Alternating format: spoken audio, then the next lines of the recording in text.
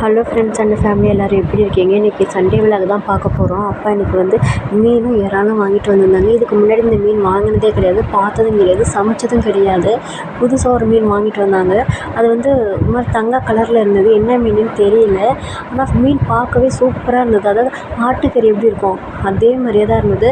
மற்ற மீனெல்லாம் வாங்கிட்டு வரும்போது கொஞ்சம் அலசும் போது கையில் கொழுப்பு ஒட்டும், இந்த மாதிரி பிசு பிசுன்னு இருக்கும் எல்லாமே. ஆனால் இந்த மீனில் ஒன்றுமே இல்லை. அப்படியே நம்ம கறி அலசி தண்ணி ஊற்றோம்ல அது மாதிரி தான் இருந்தது. கறியில் கலசும்போது கூட கொஞ்சம் கொழுப்பு ஒட்டும் கையில் இந்த இதுங்க. ஆனால் இது ஒன்றுமே இல்லை. அப்படியே சூப்பராக இருந்தது. மீன் நல்லா இருந்தது, பார்க்கவே பயங்கர ரெட்டாகவும் இருந்தது. இது பாருங்கள், மீன் நார்மலாக கொஞ்சம் வெள்ளையாக தான் இருக்கும், அவ்வளோவா ரெட்டாக இருக்காது. ஆனால் இது பாருங்கள், அலசும்போது தெரியுது அவங்களுக்கு எவ்வளோ ரெட்டாக இருக்குதுன்னு. சூப்பராக இருந்தது, அந்தளவுக்கு ஃப்ரெஷ்ஷாக இருந்தது மீன். அதுக்கப்புறம் அந்த அலசி அந்த தண்ணியை வந்து தென்னங்கன்று இந்த வாழைக்கன்று அது மேலே ஊற்றினேன். அது மேலே மீன் அலசின தண்ணியை வந்து தென்னங்கன்று வாழைக்கன்று மேலே ஊற்றினா அதில் இருக்க பூச்செல்லாம் செத்து போயிடும். அதனால் அதில் மீன் ஊற்றிட்டு அப்புறம் திரும்ப எடுத்துகிட்டு வந்து அதை மீன் வறுக்கிறதுக்கு தனியாக, குழம்புக்கு தனியாக கொஞ்சம் எடுத்து வச்சுருக்கோம். எடுத்து வச்சுட்டு அப்புறம் மீன் வந்து மசாலா போட்டு எல்லாம் வச்சுட்டு அம்மா வந்து மாடு விற்கிறாங்க இன்றைக்கி. அந்த மாடு சூழ்நிலை காரணமாக விற்கிறதுக்கு மனசே இல்லை, ரொம்ப கஷ்டப்பட்டு தான் விற்றுட்டோம். அப்புறம் மீன் வறுக்கிறதுக்கு வந்து கொஞ்சம் மிளகாத்தூள் தான், மீன் வறுவல் மசாலா நாங்கள் யூஸ் பண்ண மாட்டோம், குழம்பு மசாலா தான் நம்ம யூஸ் பண்ணுவோம். அதுவும் தூள் உப்பெல்லாம் சேர்த்து கொஞ்சம் மிக்ஸ் பண்ணி அதுக்கப்புறம் மீனை போட்டு மிக்ஸ் பண்ணிவிட்டு அதை வந்து ஃபேன் காற்றுல கொஞ்சம் காய வச்சுருவோம், உலர வச்சுருவோம். அது கொஞ்சம் உலர்ந்ததுக்கப்புறம் எண்ணெயில் போட்டு வறுத்துட்டா கொஞ்சம் மொறுமொறுன்னு இருக்கும், நல்லாவும் இருக்கும். எண்ணெயும் அதிகமாக இழுக்காது, அடி பிடிக்காது.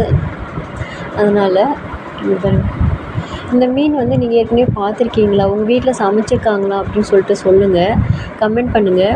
அதுக்கப்புறம் இறால் அதை ஃபேன் காற்றுல உலர வச்சுட்டு அதுக்கப்புறம் இறால் போய் அலசிட்டு வந்தேன். ஏன்னா அப்போ டைம் இல்லை, பசங்க விடவே மாட்டேன்றாங்க வேலை செய்கிறதுக்கு. அப்புறம் இந்த ஓரளவு உணர்ந்துச்சு. அப்போ நான் வந்து மீன் வறுத்துக்கிட்டு இருந்தேன், அம்மா வந்து அங்கே போயிட்டாங்க. அம்மா வந்து தான் குழம்பு வைப்பாங்க. அதுக்குள்ளே நான் தக்காளி வெங்காயம் எல்லாம் கட் பண்ணி குழம்புக்கு தேவையானதெல்லாம் ரெடி பண்ணி வச்சுருவேன். ஏன்னா அடுப்பு பக்கத்தில் செய்ய முடியாது. அப்புறம் வந்து இறால் வந்து வேக வச்சுட்டேன். மஞ்சத்தூளில் வந்து போட்டு தண்ணியில் போட்டு கொஞ்சம் வேக வச்சுட்டேன். அதுக்கப்புறம் வேணுது பூண்டு, கருவேப்பிலை, அப்புறம் வெங்காயம், தக்காளி, பச்சை மிளகாய், வெந்தயம், சீரகம் கொஞ்சம் எல்லாத்தையுமே எடுத்து வச்சு அப்படியே ஒன்று ஒன்றா செய்கிறாங்க பாருங்கள் அம்மா. சீரகம் கொஞ்சம், அப்புறம் கருவேப்பிலை, அப்புறம் பச்சை மிளகாய் எல்லாமே போட்டுருவோம். குழம்பு கொஞ்சம் நல்லாயிருக்கும் சீரகமும் இந்த வெந்தயமும் போட்டால்.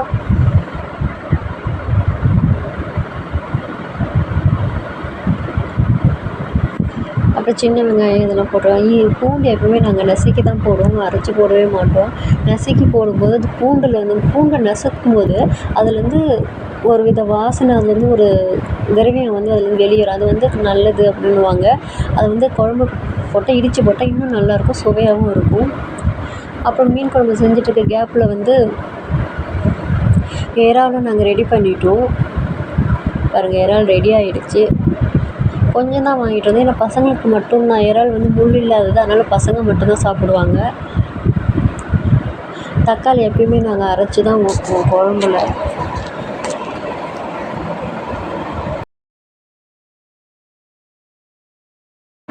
இப்போ தக்காளி அரைச்சி ஊற்றுனதுக்கப்புறம் அப்புறம் புளி தண்ணி கரைச்சி ஊற்றுறாங்க. குழம்பு வந்து நல்லா கொதிச்சதுக்கப்புறம் தான் நம்ம மீன் போடுவோம்.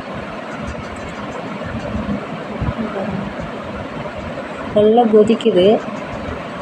கொதிச்சதுக்கப்புறம் நம்ம கழுவி வச்ச மீனை வந்து இதில் போட்டுடலாம். மீன் வந்து ஒரு 5 நிமிஷம் வெந்தால் போதும். அப்புறம் அந்த சூட்டிலே வெந்துடும் மீன். எல்லா வீட்லேயும் மீன் குழம்பு செய்வாங்க, இப்படி தான் செய்வாங்க. ஆனால் இன்றைக்கி நாங்கள் ஃபர்ஸ்ட் வீடியோ மீன் குழம்பு போடலாம் அப்படின்னு சொல்லிட்டு நாங்கள் எடுத்து போடுறோம். அதுக்கப்புறம் சமைச்சதுக்கப்புறம் சாப்பிட்டுட்டு ஒரு மீன் வறுவல் வச்சுக்கிட்டு, அப்புறம் இறால் கொஞ்சம் வச்சுக்கிட்டேன். அப்புறம் குழம்பு மீன் ஒன்று போட்டுக்கிட்டேன். சாப்பிட்றப்ப செம்ம டேஸ்ட்டாக இருந்தது. அந்த வறுத்த மீன் வந்து செம்ம சூப்பராக இருந்தது. குழம்பு மீனுமே கறி சாப்பிட்ற மாதிரி தான் இருந்தது. முள்ளே இல்லை, அது ஒரே ஒரு முள் தான், முள்ளே கிடையாது, சின்ன முள் ஒன்று கூட இல்லை அதில். அதுக்கப்புறம் சாப்பிட்டு அப்புறம் தண்ணி எடுத்து விடலான்னு சொல்லிட்டு போனோம். போகிற வழியில் வந்து தக்காளி பழம் நிறைய பழுத்து இருந்தது.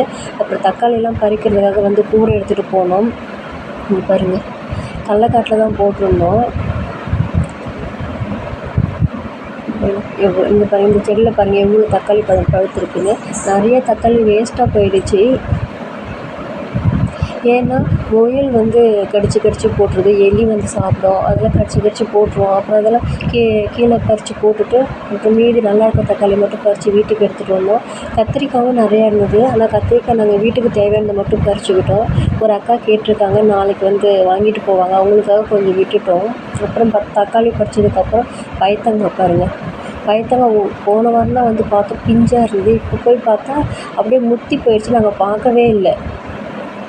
அப்புறம் அதையே பைத்தங்காவையும் பறிச்சுக்கிட்டு அப்புறம் கத்திரிக்காய் பறிச்சுட்டு இருந்தோம். அப்புறம் பாப்பா வந்து ஆவாரம்பூ கேட்டதால் ஆவாரம்பூ பறிக்க போயிட்டா. அதை பறிச்சுட்டு வந்து என்கிட்ட கொடுப்பா பாருங்க.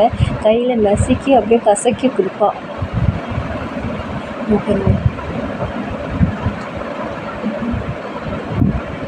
கத்திரிக்காய் எப்பவுமே இலைக்கும் இலை மரவாக தான் இருக்கும் கத்திரிக்காய். அதனால தான் அதை வந்து சொல்லுவாங்க, அந்த கத்திரிக்காய் என்ன சொல்லுவாங்கன்னா விருந்துக்கு ஒரு காய் கிடைக்கும் அப்படின்னு சொல்லுவாங்க. ஏன்னா விருந்தாளிங்க நம்ம வீட்டுக்கு வரும்போது திடீர்னு குழம்புக்கு எதுவுமே இல்லை அப்படின்னா கத்திரிக்காய் செடியில் போய் பார்த்தோம்னா எதையாவது ஒரு காய் கிடைக்குமா. அதனால தான் விருந்துக்கு ஒரு காய் அப்படின்னு சொல்லுவாங்க. பாருங்கள் பொண்ணு எப்படி பறிச்சிட்ருக்காங்க பாருங்கள் பாப்பா. செடியில் ஒரு காய் விட மாட்டாங்க, பிஞ்சாக இருந்தாலும் பறிச்சிடுவாங்க. நம்ம சொல்லுவோம் பிஞ்சு பறிக்காத அப்போ தான் போய் பிஞ்சு நிறைய பறிச்சுட்டு வருவாங்க. ஒரு பாருங்கள் எப்படி வளைச்சி படிக்கிறாங்க பாருங்கள். வீடியோ எடுக்க முடியல சரியாக, ஒரு கையில் எடுத்துகிட்டு ஒரு கையில் பறிச்சிட்டு தான் இருக்கிறேன் நானும். அதனால் இனிமேல் போக போக நான் வீடியோ நல்லா தெளிவாக எடுத்து போடுறேன்.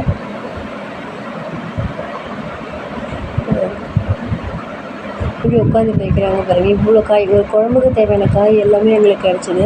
இந்த சைடு ஒரு பைத்தங்காய் செடி இருக்குது, அதில் நிறைய காய் இருந்தது. எப்படியும் ஒரு 30 கிட்ட இருந்திருக்கும் பைத்தங்காவே. இந்த பைத்தங்காய் எப்படின்னா, பைத்தங்காய் இதுக்கு முன்னாடி நான் பார்த்துருக்கேன், ஆனால் இந்த அளவுக்கு பார்த்துருக்கேன். நிறைய ஒரு இதில் 3, 4 அது மாதிரி இருக்கும். ஆனால் இந்த பைத்தங்காய் எப்படின்னா ஒரு காம்பில் ஒரு 4 சைடு 4 திசையில் ஒரு திசை ஒரு காய், இந்த ஒரு திசையில் ஒரு காய், இந்த ஒரு திசையில் ஒரு காய், அந்த மாதிரி இருந்துச்சு. 4 காய் தான் இருந்தது. புளிச்சிக்கீரையே நட்டுருக்காங்க. புளிச்சிக்கீரையும் ஒரு நாள் பறிக்கணும். அப்புறம் பறித்து முடிச்சுட்டு பாருங்கள் எங்கள் தாத்தாட்ட போகிறாங்கன்னு சொல்லிட்டு போயிட்டாங்க. போகிற வழியில் பார்த்தா வெண்டைக்காய் இருந்தது.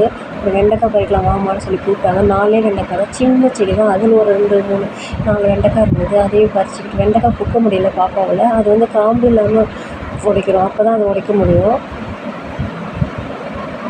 செடியை பிடுங்கிடுவாங்க போல இருக்குது, அந்தளவுக்கு உடைக்கிறாங்க. உடைக்க முடியல, அது 2 பேர் சேர்ந்து உடைக்கிறாங்க. வீட்டுக்கு வந்ததுன்னு பாருங்கள் இவ்வளோ காய்கறி எங்களுக்கு தேவையானது இன்றைக்கி கிடச்சிது. பாப்பா அந்த பழத்தங்காவை சாப்பிட்ணுன்னு சொல்லிட்டு எடுத்து புட்டு சாப்பிட்டுட்டு இருந்தாங்க. இவ்வளோ காய்கறி கிடச்சிது, நல்லா இருக்குல்ல. ரொம்ப மனசுக்கு ரொம்ப சந்தோஷமாகவும் இருந்தது, சூப்பராகவும் இருந்தது பார்க்குறதுக்கு. அதுக்கு இதை வச்சு தான் ஒரு காரக்குழம்பு பண்ண போகிறோம். உங்களுக்கு இந்த வீடியோ பிடிச்சிருந்தா ஷேர் பண்ணுங்கள், லைக் பண்ணுங்கள், சப்ஸ்கிரைப் பண்ணுங்கள். பை.